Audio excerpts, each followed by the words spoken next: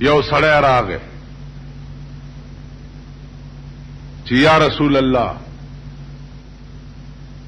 یو ګناه مې کړې ده او ډېره لویه ګناه مې کړې ده، توبه وباسم خو په دې مې پوه که چې معاف بم شم که نه. وی څه ګناه دې کړې؟ وی صاحب ډېره لویه ګناه. وی د دې ځمکې عمره ده؟ وی دین هم لویه ده. وی د اسمان عمره ده؟ وی جی دین هم لویه ده. وی د خدای د رحمت عمره ده؟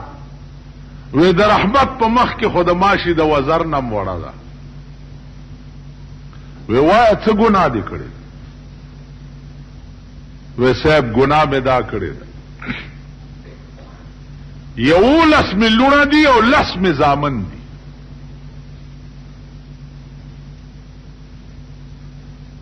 علاقه کې ګرځېدم زوی له مې لور غوښته، جینۍ مې غوښته، چا لور نه راکول.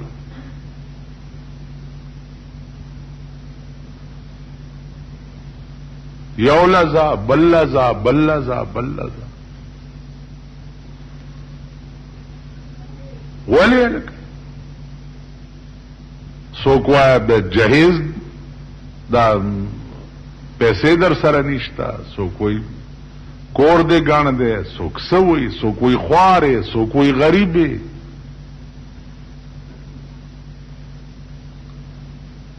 زړه مې وچاوده،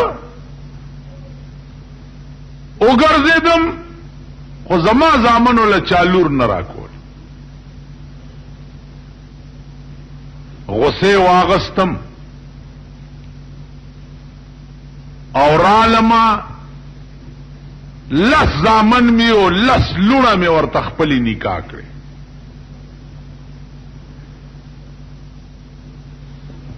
یوه لور می چې پاتې شوه می ځان ته نکاح کړه. ځای چې کار اخلاص دا ظلم می کړی.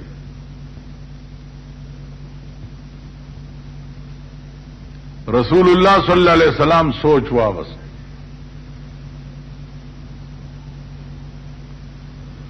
چې رور لا د خور په نکاح ویاوسه او لور د ځان ته په نکاح کړه ویاوسه، دا ظلم می کړی.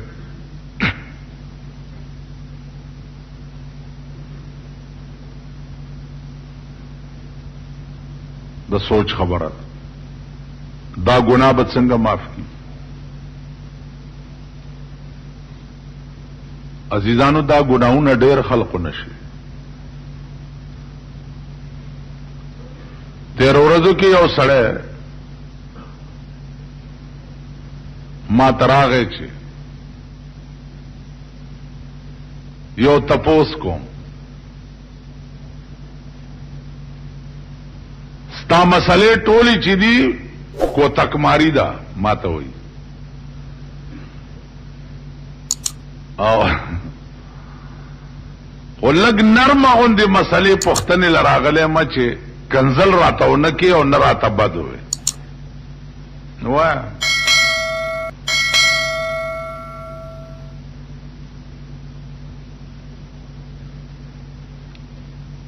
وی چې لور مې وا ګونګا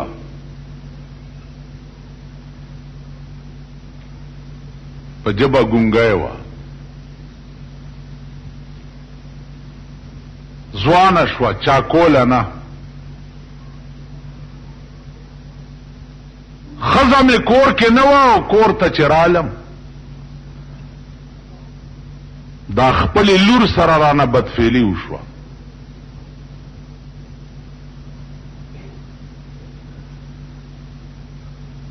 هغه حمل شو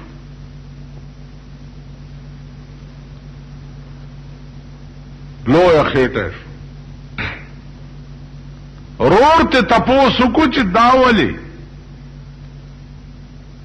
نو زه ویل کوټه کې ناستم، هغې ورته په اشاره وویلې چې دا د پلار ورته وښوده چې دا پلار مې.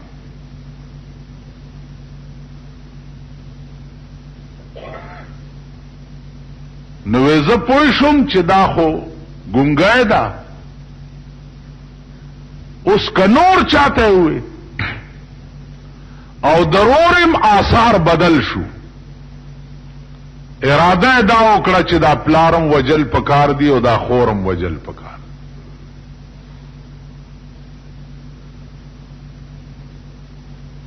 نو ما د شپې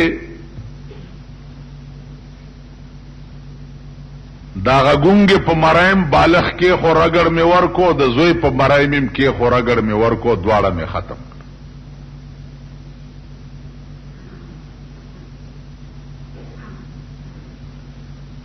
اوس پدې می پوي کچې د دې بد کیږي څه چل.